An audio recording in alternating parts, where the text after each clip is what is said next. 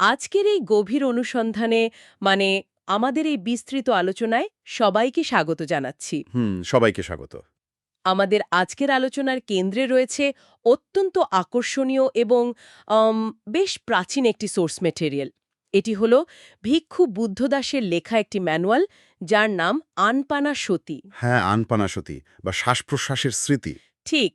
আজকের এই আয়োজনের মূল মিশন হল এই প্রাচীন টেক্সট থেকে ধ্যান বা একাগ্রতা অর্জনের জন্য ঠিক কী ধরনের তাত্ত্বিক এবং ব্যবহারিক প্রস্তুতির প্রয়োজন হয় তার সবচেয়ে গুরুত্বপূর্ণ এবং চমকপ্রদ দিকগুলো তুলে আনা। একদম। কারণ ধ্যান নিয়ে আমাদের অনেকের মনে একটা সাধারণ ধারণা আছে। হ্যাঁ, ধারণাটা হলো যে বিষয়টা বোধহয় শুধু কোনো শান্ত জায়গায় গিয়ে চোখ বন্ধ করে বসে থাকা। ঠিক, অনেকেই এমনটাই ভাবেন। কিন্তু আমি যখন সোর্স মেটেরিয়ালটা পড়ছিলাম, রীতিমতো চমকে উঠেছি। ধ্যানের গভীরে প্রবেশের আগে চুল কাটা, ছিঁড়ে যাওয়া কাপড় সেলাই করা হুম, বা এমনকি পেট পরিষ্কার করার জন্য জুলাপ নেওয়ার মতো অদ্ভুত সব প্রস্তুতির কথা সেখানে বলা হয়েছে। জুলাপ নেওয়ার বিষয়টা বেশ মজার, তাই না? ভীষণ মজার। আবার ধরুন, প্রাচীনকালে শিক্ষকের কাছ থেকে ধ্যানের নির্দেশনা নেওয়ার সময় নাকি গাছের নিচে পিঠে পিঠ ঠেকিয়ে বসার একটা রোমাঞ্চকর প্রথা ছিল। হ্যাঁ, বিষয়টা শুনতে যতটা অবাক লাগে, এর পেছনের কারণগুলো তার চেয়ে অনেক বেশি কৌতূহল জাগায়। আসলে এই প্রথাগুলো ওপর থেকে দেখলে নিছক কিছু প্রাচীন বা অদ্ভুত রীতি বলে মনে হতে পারে। ঠিক তাই। কিন্তু এর গভীরে প্রবেশ করলে দেখা যাবে এর পেছনে লুকিয়ে আছে মানুষের মনস্তত্ত্ব। আমাদের এই প্রতিনিয়ত বিক্ষিপ্ত মনকে স্থির করার এক গভীর বিজ্ঞান। মানে মনকে তার দৈনন্দিন অভ্যাসের বাইরে নিয়ে আসা। একদম।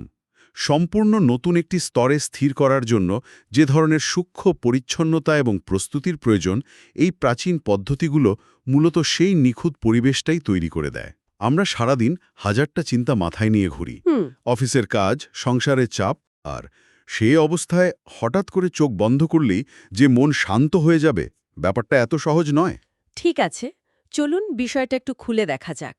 ম্যানুয়ালটিতে একাগ্রতা বা সমাধির তাত্ত্বিক পটভূমি নিয়ে আলোচনা করতে গিয়ে ৮টি দিকের কথা উল্লেখ করা হয়েছে।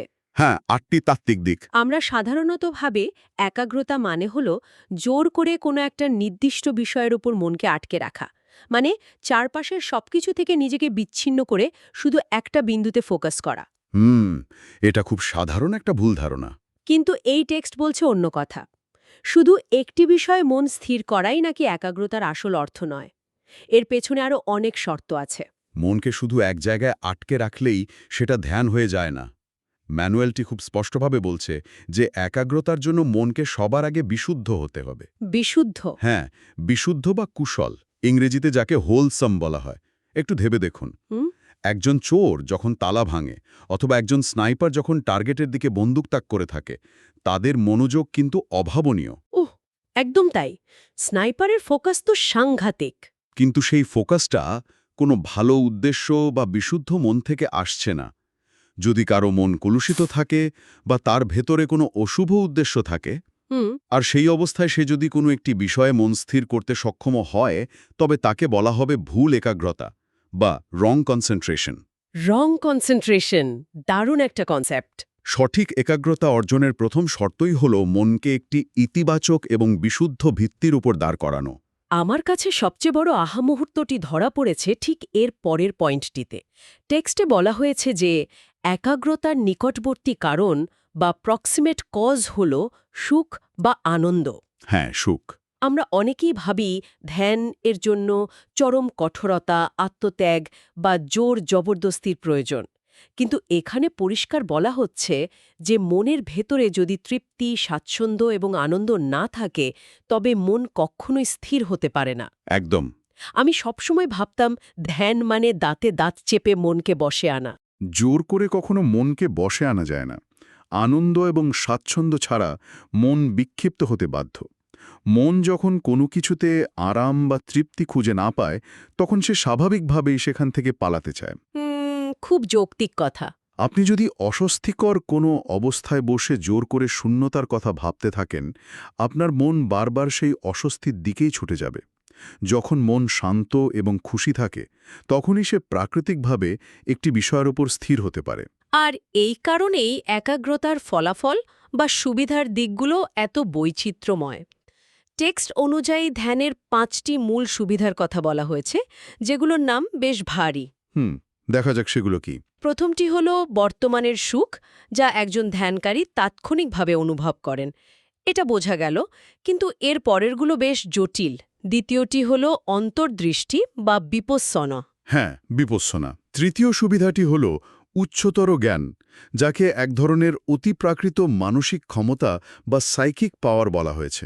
চতুর্থটি হল ব্রহ্মলোক বা অতি প্রাকৃত স্তরে উত্তরণ, আর পঞ্চম এবং সর্বোচ্চ স্তরটি হল বিলুপ্তি বা নির্বাণ সমাপত্তি বলা হয়েছে। হ্যাঁ, নিরোধ সমাপত্তি। এই অন্তর্দৃষ্টি বা অতি প্রাকৃত ক্ষমতাগুলো আসলে কিভাবে কাজ করে? বিপশ্যনা বা অন্তর্দৃষ্টি হল সবকিছুকে তার প্রকৃত রূপে দেখা। মানে আমাদের সাধারণ চোখ জিনিসের বাইরের আবরণটা দেখে, কিন্তু গভীর ধ্যানের ফলে মনের চোখ যখন খুলে যায়, ভেতরের রূপটা দেখা যায়। একদম, তখন মানুষ জিনিসের অনিত্যতা বা ক্ষণস্থায়ী রূপটা ধরতে পারে। আর সাইকিক পাওয়ার বা অতি প্রাকৃত ক্ষমতার বিষয়টি হল মনের যখন বিক্ষিপ্ততা দূর হয়ে যায়, তখন তার ধারণ ক্ষমতা এবং প্রখরতা বহুগুণ বেড়ে যায়, আচ্ছা। যা সাধারণ মানুষের কাছে অতিপ্রাকৃত মনে হতে পারে। ব্রহ্মলোক হল মানসিক শান্তির একটি উচ্চতর স্তর, আর নিরোধ সমাপত্তি হল সেই চূড়ান্ত পর্যায়, যেখানে সমস্ত জাগতিক কামনা, বাসনা এবং যন্ত্রণার চিরতরে অবসান ঘটে। কিন্তু এখানে তো একটা দ্বন্দ্ব তৈরি হতে পারে। কেউ যদি শুধু এই অতিপ্রাকৃত ক্ষমতা বা ব্রহ্মলোকে যাওয়ার লোভে ধ্যান শুরু করে। ঠিক ধরেছেন, যদি আমরা বিষয়টাকে বৃহত্তর প্রেক্ষাপটে দেখি, তবে এখানে একটি অত্যন্ত গুরুত্বপূর্ণ সতর্কবাণী রয়েছে। ধ্যানের মাধ্যমে ব্রহ্মলোকে বা অতি প্রাকৃত স্তরে যাওয়ার যে একটি মোহ তৈরি হতে পারে, হ্যাঁ, মোহ তো হতেই পারে। তা নিয়ে ম্যানুয়ালটি বেশ কড়া ভাষায় সতর্ক করেছে। ধ্যানের উচ্চতর স্তরে পৌঁছালে মানুষের মনে ওই অতি প্রাকৃত জীবনের প্রতি এক ধরনের আসক্তি জন্ম নিতে পারে। কিন্তু বুদ্ধের মূল দর্শন বা চূড়ান্ত লক্ষ্য কিন্তু এই ব্রহ্মলোক নয়। তার লক্ষ্য হল ভবচক্র বা জন্মের এই অবিরাম চক্র থেকে সম্পূর্ণ মুক্তি। মানে পুনর্জন্মের চক্র থেকে বের হয়ে আসা। একদম। তাই ধ্যানের পথে হাঁটতে গিয়ে এই ধরনের অতি প্রাকৃত ক্ষমতার মোহে আটকে পড়াটা আসলে মূল উদ্দেশ্য থেকে বিচ্যুত হওয়ারই শামিল। এই আসক্তি থেকে অত্যন্ত সতর্ক থাকতে বলা হয়েছে। তাত্ত্বিক দিকগুলো তো জানলাম, কিন্তু এবার যদি আমরা ব্যবহারিক প্রস্তুতির দিকে তাকাই, তবে সেখানে রীতিমতো চমক অপেক্ষা করছে। ব্যবহারিক দিকগুলো সত্যিই খুব ইন্টারেস্টিং। আমি প্রস্তুতির তালিকাটা দেখছিলাম আর ভাবছিলাম, এগুলোর সাথে ধ্যানের কি সম্পর্ক। ধ্যানের আগে ছোটখাটো বাধা বা লেসার ইম্পেরিমেন্টস দূর করার কথা বলা হয়েছে। সেখানে চুল কাকা, দাড়ি কামানো, পরনের কাপড় রং করা, ছেঁড়া কাপড় সেলাই করার কথা আছে। সবচেয়ে অবাক করা ব্যাপার হলো, ওই যে পেট পরিষ্কার রাখার জন্য জোলাপ বা পার্গাটিভ নেওয়ার কথা। হ্যাঁ, মানে আমি ধ্যান করতে বসবো, সেখানে আমার কাপড় সেলাই করা আছে কি নেই বা আমার পেট পরিষ্কার কিনা, এগুলো এত বড় ইস্যু হয়ে দাঁড়াবে কেন? এর পেছনের মনস্তত্ত্বটা কিন্তু বেশ আধুনিক। বর্তমান যুগের ভাষায় চিন্তা করলে একে বলা যায় ওপেন লুপস। ওপেন লুপস মানে অসমাপ্ত কাজের চাপ। একদম তাই। আপনার টেবিলে যদি এঁটো থালা পড়ে থাকে বা ফোনে যদি 10টা আনরিড ইমেল থাকে, আপনি হয়তো ভাবছেন আপনি ফোকাস করছেন, কিন্তু মনের এক কোণে সেটা ঘুরপাক খাচ্ছে। ঠিক। আপনার অবচেতন মন ওই অসমাপ্ত কাজগুলোর পেছনে কিছুটা শক্তি ব্যয় করতে থাকে। প্রাচীনকালে একজন সন্ন্যাসীর তো আর ইমেল বা স্মার্টফোন ছিল না। হ্যাঁ, তাদের তো আর নোটিফিকেশন চেক করতে হতো না। তাই তাদের ওপেন লুপস ছিল ওই ছেঁড়া কাপড় বা উস্কো খুস্কো চুল। ধ্যানে বসার পর যদি মনে পড়ে যে কাপড়টা সেলাই করা হয়নি বা পেটের অস্বস্তির কারণে মন বারবার শরীরের দিকে চলে যায়, তাহলে সেই একাগ্রতা কখনোই আসবে না। দারুণ একটা পয়েন্ট। এই শারীরিক এবং বাহ্যিক পরিচ্ছন্নতা আসলে মনের ভেতরের পরিচ্ছন্নতারই একটি পূর্বশর্ত। জোলাপ নেওয়ার বিষয়টা হলো শরীরকে একদম হালকা এবং বাধাহীন করে ফেলা, যাতে শরীর তার অস্তিত্ব দিয়ে মনকে বিরক্ত না করে। এরপর আসে শিক্ষক বা কল্যাণ মিত্রের কাছে যাওয়ার বিষয়টি। প্রাচীনকালের একটি প্রথার কথা এখানে বর্ণনা করা হয়েছে, যা একদম সিনেমার দৃশ্যের মতো। হ্যাঁ, গাছের নিচে বসার বিষয়টা ঠিক। যখন কোনো শিষ্য তার শিক্ষকের কাছে ধ্যানের নির্দেশনা নিতে যেতেন, তখন তারা গাছের দুপাশে পিঠে পিঠ ঠেকিয়ে বসতেন। দুজনেরই চোখ বন্ধ থাকত। তারা একে অপরের দিকে না তাকিয়ে একদম সরাসরি শুধু প্রয়োজনীয় কথাগুলোই বলতেন, আর কথা শেষ হওয়ার পর একে অপরের মুখ না দেখে সেখান থেকে চলে যেতেন। একজন গুরুর কাছে শিষ্য যাচ্ছে, অথচ কেউ কারো মুখ দেখছে না, এটা সত্যি খুব অদ্ভুত একটা ব্যাপার। আপাতদৃষ্টিতে অদ্ভুত মনে হলেও আধুনিক স্নায়ুবিজ্ঞান বা নিউরোসায়েন্স কিন্তু ঠিক এই কথাটাই বলে। মানুষের মুখ দর্শন, চোখের ইশারা বা শারীরিক অভিব্যক্তি আমাদের মনে অসংখ্য চিন্তার জন্ম দেয়। মানে বডি ল্যাঙ্গুয়েজ পড়ার চেষ্টা করি আমরা। একদম। আমরা অবচেতনভাবেই অন্যের মুখের ভাষা পড়ার চেষ্টা করি, বিশ্লেষণ করি, সে আমার কথায় খুশি হলো নাকি বিরক্ত হলো। পিঠে পিঠ ঠেকিয়ে বসে একে অপরের মুখ না দেখে কথা বলার মাধ্যমে মূলত সেই ভিজুয়াল অ্যান্ড সোশ্যাল স্টিমুলি বা উদ্দীপনাকে পুরোপুরি শূন্যে নামিয়ে আনা হতো। বাহ, অসাধারণ লজিক। কোনো বাহ্যিক বিঘ্ন বা অপ্রয়োজনীয় আবেগ যেন ধ্যানের পথে বাধা না হয়, সেজন্যই এই ব্যবস্থা। এটি প্রমাণ করে যে একাগ্রতার জন্য চারপাশের পরিবেশকে কতটা নিয়ন্ত্রিত রাখা প্রয়োজন। আর ঠিক এখানেই বিষয়টা সবচেয়ে কৌতূহল উদ্দীপক হয়ে ওঠে। ধ্যান মানেই যে সবার জন্য এক নিয়ম বা সবাই চোখ বন্ধ করে বসে একই মন্ত্র জপ করবে, তা কিন্তু নয়। ম্যানুয়ালটি বলছে ব্যক্তিভেদে ধ্যানের বিষয়ে নির্বাচন করা উচিত। হ্যাঁ, কাস্টমাইজড মেডিটেশন বলতে পারেন। যেমন একজন ভীতু প্রকৃতির মানুষের প্রতিদিন মৈত্রী বা ভালোবাসার চর্চা করা উচিত। আবার অন্যদিকে একজন কামুক বা অত্যন্ত ইন্দ্রিয়পরায়ণ স্বভাবের মানুষের জন্য পরামর্শ দেওয়া হয়েছে মৃতদেহের বা বিকর্ষণের ধ্যান করার। একে অশুভ ধ্যান বলা হয়। মানুষের স্বভাব অনুযায়ী তার চিকিৎসার এই যে ভিন্নতা, এটা সত্যিই চমৎকার। এটি আসলে মানুষের মানসিক গঠনের উপর ভিত্তি করে তৈরি একটি নিখুঁত প্রেসক্রিপশন। সবার মন একভাবে কাজ করে না। যার মনে ভয়ের আধিক্য, তাকে যদি আরও কঠিন বা ভীতিকর কোনো ধ্যান দেওয়া হয়, তবে সে মানসিক ভারসাম্য হারাতে পারে। হ্যাঁ, সে তো আরও ভয় পেয়ে যাবে। ঠিক। তাই তাকে মৈত্রী বা করুণার ধ্যান দিয়ে তার ভেতরের নেতিবাচক আবেগগুলোকে শান্ত করতে হয়। আবার যার মনে কামনার আগুন জ্বলছে, তাকে সেই কামনার অসারতা বোঝানোর জন্যই মৃতদেহ বা বিকর্ষক বস্তুর ধ্যান করতে বলা হয়। বিষয়টা একটু গা ছমছমে হলেও বেশ কার্যকরী মনে হচ্ছে। যখন সে একটি ফুলে ওঠা বা পচনশীল মৃতদেহ কল্পনা করে, তখন সে বুঝতে পারে এই শারীরিক সৌন্দর্যের চূড়ান্ত পরিণতি আসলে কি। এতে তার ইন্দ্রিয় আসক্তি প্রাকৃতিকভাবেই কমে আসে। এই ধ্যানের বস্তুগুলোর তালিকাটা বেশ লম্বা। মোট 40টি বিষয়ের একটি তালিকা দেওয়া হয়েছে। এই নামগুলো শুনলেই গা ছমছম করে ওঠে। যেমন 10টি কসিনা, এরপর আছে 10টি মৃতদেহ বা বিকর্ষক বস্তুর ধ্যান, যেমন ফুলে ওঠা লাশ, পোকা ধরা লাশ বা কঙ্কাল। আরও আছে 10টি স্মৃতিচারণ, 4টে ব্রহ্মবিহার এবং 4টি নিরাকার বা নিরাবয়ব স্তর। বিশাল তালিকা। আমি প্রথমে জানতে চাইব এই কসিনা জিনিসটা আসলে কি, আর এই ব্রহ্মবিহার বলতে কি বোঝানো হয়েছে। কাসিনা হল মূলত বাহ্যিক কোনো বস্তুর ওপর দৃষ্টি নিবদ্ধ করে মনকে স্থির করার একটা আদি পদ্ধতি। মাটি, জল, আগুন, বাতাস বা নির্দিষ্ট কোনো রঙের, যেমন নীল, হলুদ, লাল, একটি গোলকের দিকে তাকিয়ে এক নাগাড়ে ধ্যান করাকে কাসিনা বলে। আচ্ছা, মানে একটা ফিজিক্যাল অবজেক্টের উপর ফোকাস করা। একদম তাই। এটা মনকে একমুখী করার একটা দুর্দান্ত উপায়। আর ব্রহ্মবিহার হল 4টি মহৎ মানসিক অবস্থার চর্চা। সেগুলো কি কি? মৈত্রী মানে নিঃস্বার্থ ভালোবাসা, করুণা মানে অন্যের দুঃখে সমব্যথী হওয়া, মুদিতা হল অন্যের সুখে আনন্দিত হওয়া, এবং উপেক্ষা মানে মানসিক ভারসাম্য বজায় রাখা। তাহলে এই সব কিছুর আসল অর্থ কি দাঁড়ালো?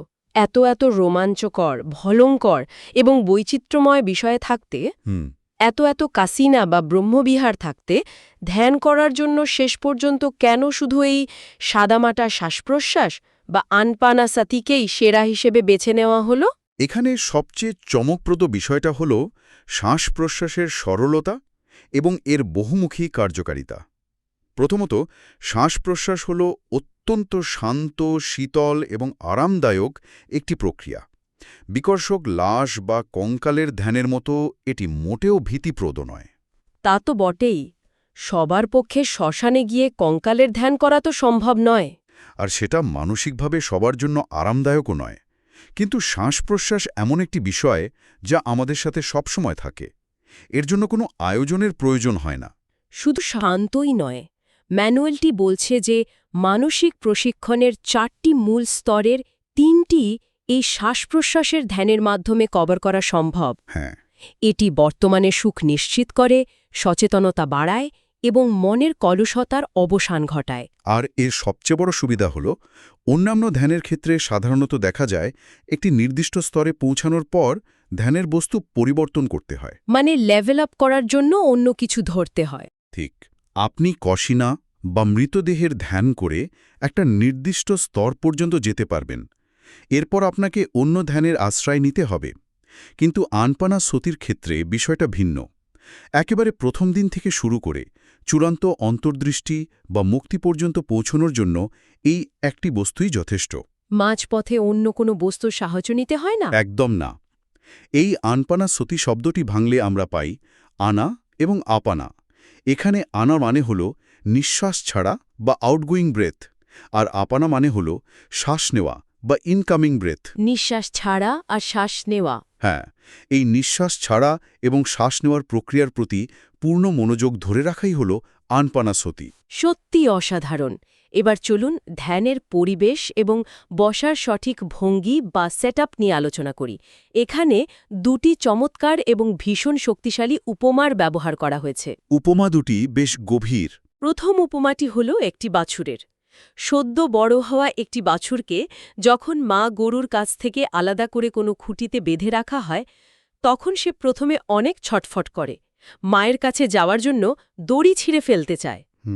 কিন্তু একসময় ক্লান্ত হয়ে সে ওই খুঁটির নিচেই ঘুমিয়ে পড়ে। আর দ্বিতীয় উপমাটি হল একটি বাঘের।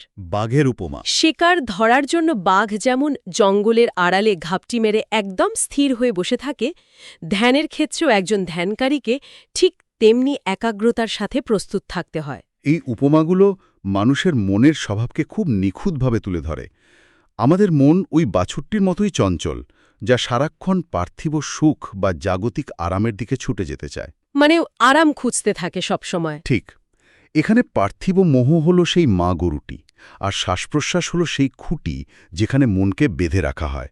প্রথম দিকে মন বারবার ছটফট করবে, পুরনো অভ্যাসের দিকে ছুটতে চাইবে, কিন্তু শ্বাসপ্রশ্বাসের খুঁটিতে মনকে বারবার ফিরিয়ে আনলে একসময় সে শান্ত হয়ে স্থিরতা খুঁজে পাবে। আর বাঘের উপমাটি?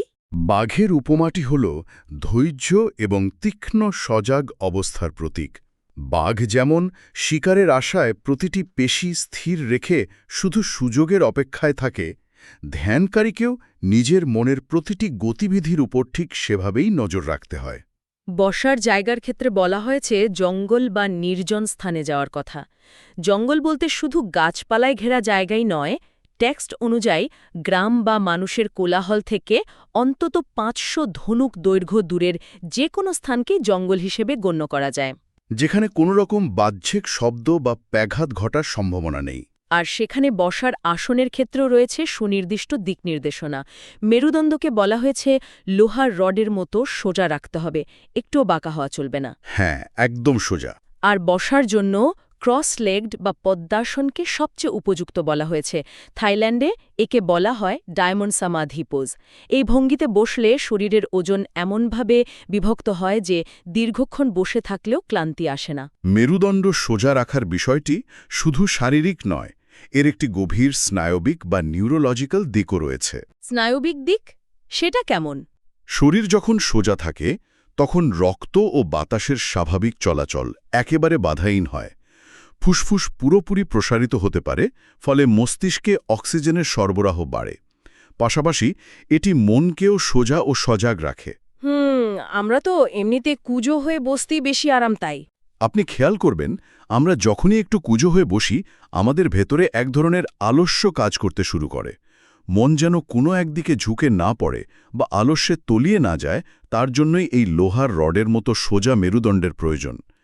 এটি শরীরকে সিগন্যাল দেয় যে আমরা এখন অত্যন্ত গুরুত্বপূর্ণ একটি কাজে মনোনিবেশ করছি। আর ঠিক এখানেই আমি সবচেয়ে বড় ধাক্কাটা খেয়েছি। আমরা সবাই জানি ধ্যান মানেই চোখ বন্ধ রাখা, কিন্তু ম্যানুয়ালটি বলছে চোখ বন্ধ করে নয়, বরং চোখ খোলা রেখে। হ্যাঁ, চোখ খোলা রেখে নাকের ডগায় দৃষ্টি স্থির করে ধ্যান করাটা নাকি অনেক বেশি কার্যকরী। কিন্তু একটু ভেবে দেখুন, আমি চোখ খোলা রেখে বসে আছি, চারপাশের জিনিস তো আমার মনকে বিক্ষিপ্ত করতে চাইবেই। সামনে দিয়ে একটা পোকা হেঁটে গেলেও তো আমার মনোযোগ সেদিকে চলে যাবে। স্বাভাবিকভাবেই। চোখ বন্ধ করে চারপাশ অন্ধকার করে ফেলাই কি সহজ নয়? চোখ খোলা রাখার এই কৌশলটি সত্যিই অনেক উচ্চস্তরের এবং কঠিন একটি অনুশীলন। যখন আমরা চোখ বন্ধ করি তখন খুব সহজেই আমাদের অবচেতন মন কল্পনার জগতে হারিয়ে যায়। হ্যাঁ, আমরা ডে ড্রিমিং শুরু করি। অতীত বা ভবিষ্যতের নানা দৃশ্য মনের পর্দায় ভেসে ওঠে, অথবা আমরা খুব দ্রুত তন্দ্রাচ্ছন্ন হয়ে পড়ি। কিন্তু চোখ অর্ধেক খোলা রেখে দৃষ্টিকে নাকের ডগায় স্থির রাখলে মস্তিষ্ক সজাগ থাকে। এটি প্রমাণ করে যে ধ্যান মানে শুধু চোখ বন্ধ করে বাইরের জগৎ থেকে পালিয়ে যাওয়া নয়, বরং বাইরের জগতের উপস্থিতিতেও নিজের মনকে একটি নির্দিষ্ট বিন্দুতে অটল রাখাটাই হলো আসল একাগ্রতা। এভাবে অভ্যাস করলে ধ্যানের সময় ঘুম ঘুম ভাব আসে না এবং ইচ্ছাশক্তি বা উইল পাওয়ার প্রচণ্ড প্রবল হয়। আপনি দুনিয়াকে দেখছেন, কিন্তু দুনিয়া আপনার মনকে আর প্রভাবিত করতে পারছে না। কি চমৎকার একটা ব্যাখ্যা! চারপাশ থেকে পালিয়ে না গিয়ে বরং চারপাশের মাঝেই নিজের স্থিরতা খুঁজে নেওয়া। পুরো আলোচনার মূল সুরটি যদি আমরা টেনে আনি, তবে দেখা যায় যে একাগ্রতা অর্জনের জন্য সঠিক প্রস্তুতি, পরিচ্ছন্ন মন এবং আনন্দের উপস্থিতি কতটা জরুরি। একদম। চুল কাটা, ছেঁড়া কাপড় সেলাই করা থেকে শুরু করে শিক্ষকের সাথে পিঠ ঠেকিয়ে বসা সবকিছুর একটাই উদ্দেশ্য, আর তা হল আমাদের চারপাশের এবং ভেতরের বিক্ষিপ্ততাকে শূন্যের কোঠায় নামিয়ে আনা। বাহ্যিক এবং অভ্যন্তরীণ দুটো দিকেই। আর এত সব জটিল পদ্ধতি, এত রোমাঞ্চকর ধ্যানের বস্তু থাকার পরও আমাদের নিজেদের শ্বাস-প্রশ্বাসই যে সবচেয়ে শক্তিশালী এবং সহজলভ্য হাতিয়ার, এই সত্যটি আজকের এই আয়োজনে একদম জলের মতো পরিষ্কার হয়ে উঠেছে। এটি একটি অত্যন্ত গভীর এবং গুরুত্বপূর্ণ প্রশ্নের জন্ম দেয়। আমরা একটু আগেই সেই বাছুরের উপমাটির কথা বলছিলাম। হ্যাঁ, বাছুর যাকে খুঁটিতে বেঁধে রাখা হয়েছে। যদি আমাদের এই অবাধ্য ও চঞ্চল মন সত্যিই সেই বাছুরের মতো হয়, যাকে শ্বাস-প্রশ্বাসের খুঁটিতে শক্ত করে বেঁধে রাখা হয়েছে, তবে একবার ভাবার বিষয় হলো, যেদিন এই মন বুঝতে পারবে যে তার আর কোথাও পালানোর দরকার নেই, যেদিন তার আর কোনো জাগতিক মোহ থাকবে না, যেদিন ওই তড়িটি চিরতরে খুলে নেওয়া হবে, সেদিন এই বিশৃঙ্খল ও কোলাহলপূর্ণ পৃথিবীর প্রতি আমাদের স্বাভাবিক প্রতিক্রিয়া কেমন হবে? এই শ্বাস-প্রশ্বাসের ওপর চূড়ান্ত নিয়ন্ত্রণ কি আমাদের শুধু ধ্যানের শান্ত আসনেই আটকে রাখবে, নাকি এটি আমাদের জীবনের প্রতিটি মুহূর্তের প্রতিটি কাজের চূড়ান্ত স্বাধীনতায় পৌঁছে দিতে পারে? কি অসাধারণ একটা চিন্তা! দড়ি খোলার পরের সেই চূড়ান্ত স্বাধীনতা। আসলেই তো, মন যেদিন নিজে থেকে শান্ত হতে শিখবে, সেদিন আর কোনো খুঁটিরই প্রয়োজন হবে না। দারুণ একটা ভাবনা দিয়ে আজকের এই অনুসন্ধান শেষ করছি আমরা।